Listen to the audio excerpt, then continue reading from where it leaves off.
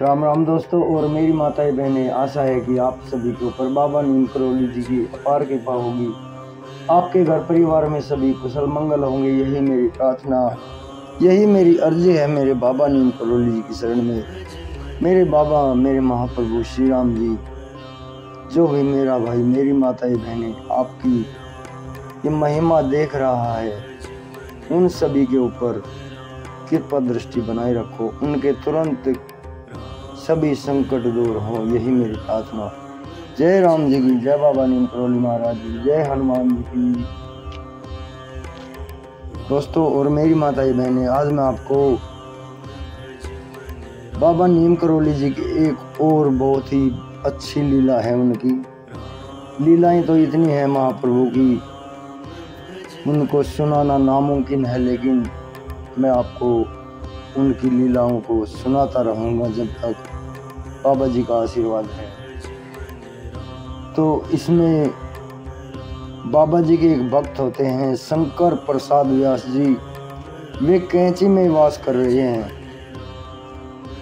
और उन्होंने नैनीताल नहीं देखा, तो वे बाबा जी से इसके लिए पुकार लगाते हैं, बाबा जी मैंने नैनीताल नहीं देखा है, मुझे नैनीताल दिखा दीजिए।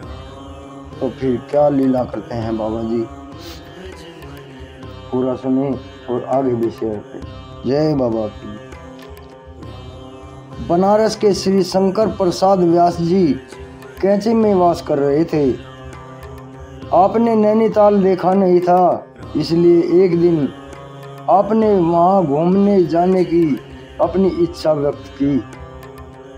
बाबा ने आश्रम की जीप के चालक रामानंद को इन्हें नैनीताल घुमा लाने का आदेश दिया। वहां पहुंचने पर आप जीप से उतरकर चल दिए। नैनीताल की चित्ताकर्षक प्राकृतिक छटा इन्हें मंत्र मुग्ध करने लगी और आप उत्सुकता पूर्ण दृष्टि से आगे ही आगे जाते रहे।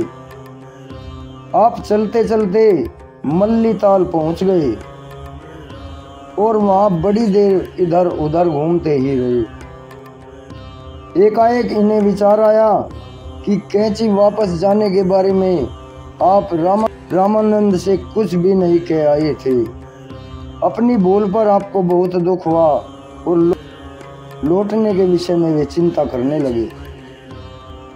इधर रामानंद बहुत देर तक इनकी प्रतीक्षा करता रहा और अंत में खाली गाड़ी लेकर कैंची वापस चला गया। जब आप घूम घाम कर उस स्थान में पहुंचे जहां आपने जीप छोड़ी थी, आपने वहां एक फौजी अफसर को कार में बैठे देखा। यह अफसर महाराज जी का भक्त था। पहली बार व्यास जी ने इसे कैंची में बाबा के पास देखा था। व्यास जी के पूछने पर उसने बताया कि वह कैंची जा रहा है। व्यास जी ने उससे साथ चलने की विनम्र प्रार्थना की। उसे कुछ हिचकिचाहट हुई और उसने मना कर दिया। उसके इस व्यवहार से व्यास जी का दिल टूट गया और वे मन ही मन क्रुद्ध होकर कहने लगे, बाबा ने कैसे भक्त पाल रखे हैं। यदि मैं बाबा होता तो ऐसे भक्तों को मार मार कर भगा देता।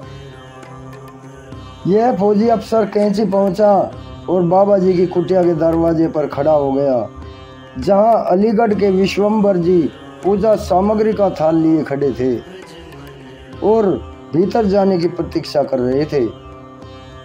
बाबा जी की कुटिया महिलाओं से भरी थी और सब महाराज जी का पूजन कर रही थी। बाबा ने माइयों को जाने की आज्ञा दी ताकि उनके भक्त विश्वम्भर को पूजा करने का स्थान मिल सके। जब महिलाएं बाहर आने लगी तो वह फौजी अफसर 1 2 3 यह कहते हुए उन महिलाओं को गिनती करने लगा। उनके बाहर आ जाने पर विश्वम्भर, फौजी अफसर भी और अन्य लोगों ने कुटिया में प्रवेश किया। बाबा एकाएक रुद्र रूप हो गए और उन्होंने फौजी अफसर पर मुष्टि प्रहार करना आरंभ कर दिया। विश्वम्भर जी की पूजा सामग्री सब जमीन में बिखर गई बाबा गेंद की तरह उसे उछालते हुए, गिराते हुए और मारते हुए प्रांगण में ले आए और फिर इसी तरह आश्रम के प्रवेश द्वार तक ले गए। अंत में उस अफसर से बोले कि तू अब यहाँ मत आना। यह अफसर बाबा के समाधिष्ठ होने के बाद तक भी यदा कदा आता रहा, पर बाहर सड़क से ही प्रणाम कर कर चला जाता था। उस समय वहां उपस्थित सब लोगों की यही धारणा थी कि उसने माइयों की गिनती की थी। इसी अनुचित कार्य के लिए उसे यह दंड मिला। आश्रम के सभी लोग इस दृश्य से घबरा उठे और रामानंद को विशेष रूप से इसका भय होने लगा। यह सोचकर कि वह व्यास जी को नैनीताल में छोड़कर चला आया था। व्यास जी एक बस के द्वारा कैंची आ गए। उनको बस से उतरते ही रामानंद जी दिखाई दिए। उसने आपसे प्रार्थना की कि आप पूछे जाने पर बाबा जी से कह दें कि आपने ही जीप लौटा दी थी। जब व्यास जी ने बाबा के दर्शन किए, वे बहुत शांत और प्रसन्न मुद्रा में दिखाई दिए और आपसे बोले, तुझे अमुक फौजी अफसर अपनी गाड़ी में नहीं लाया? तूने क्या कही? बताता क्यों नहीं? व्यास जी चुप खड़े रहे। बाबा स्वयं कहने लगे, तू कह रहा था बाबा ने कैसे भक्त पाल रखे हैं। यदि मैं बाबा होता तो ऐसे भक्तों को मार मार कर भगा देता। कह रहा था ना, बता। तो इस तरह बाबा जी ने व्यास जी से पूछा। फिर व्यास जी ने भी स्वीकार कर लिया कि महाराज, मैं यही कह रहा था, क्योंकि उसने मुझे अपने साथ ले जाने से मना कर दिया। महाराज बोले, इसलिए हमने उसे मार मार कर भगा दिया। अब वह यहाँ कभी नहीं आएगा। इसके बाद वे फिर बोले, रामानंद कहाँ चला गया था? तू उसकी कार में क्यों नहीं आना चाहता था? व्यास जी को बहुत संकोच के साथ कहना पड़ा, मैंने जीप लौटा दी थी बाबा। बाबा व्यास जी के मुंह की ओर देखकर मुस्कुराने लगे। वे जान गए थे कि ये रामानंद जी को बचाने के लिए झूठ बोल रहा है। मेरा जी राखो लाज मेरे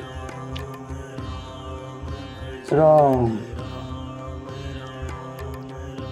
दोस्तों और मेरी माताएं बहनें, इसे आगे भी शेयर करें। बाबा नीम करौली जी की अनंत महिमा, एक अनमोल उनके द्वारा की गई लीला है। मेरे महाप्रभु राखो शरण बाबा, राखो शरण, सबके कष्ट हरो बाबा।